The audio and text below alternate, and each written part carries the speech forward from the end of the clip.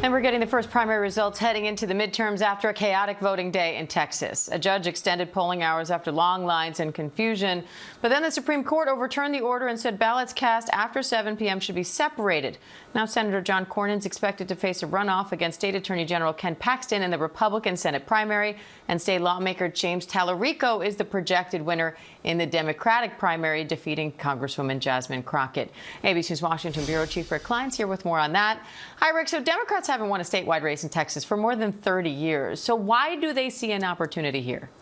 Well, look, this has been the kind of the white whale for Democrats for a long time, as you mentioned. And a lot of Republicans are saying, hey, feel free to spend a lot of money just like you did on Beto O'Rourke versus Ted Cruz. It's going to have the same outcome. There's reasons to think this could be different, starting with James Tallarico. He's dynamic. He's got an energy to him as someone who's training to become a minister, talks about his faith.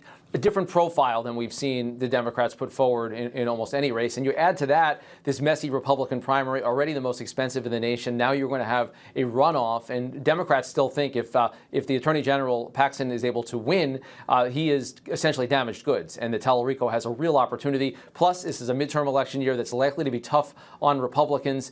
We've seen close races before in Texas, but there's every reason to think this one can be just as close, if not turn out the other way for Democrats. That's at least their hope. And what are you watching for in this runoff between Republican Senator Cornyn and Republican Ken Paxton? A lot more money and a lot more attacks. This has already become highly personal. We've seen just kind of a scorched earth campaign by the Cornyn allies, some $70 million that's been spent mostly to try to tear down Paxton, reminding him of his personal and professional scandals, the fact of his impeachment, of his divorce.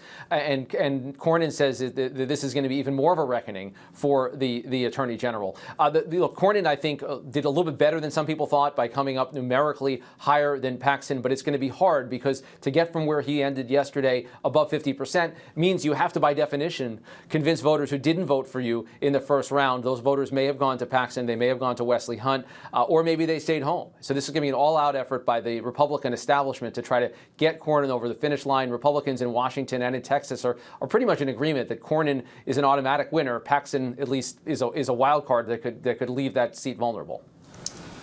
What other races do you have your eye on now, Rick?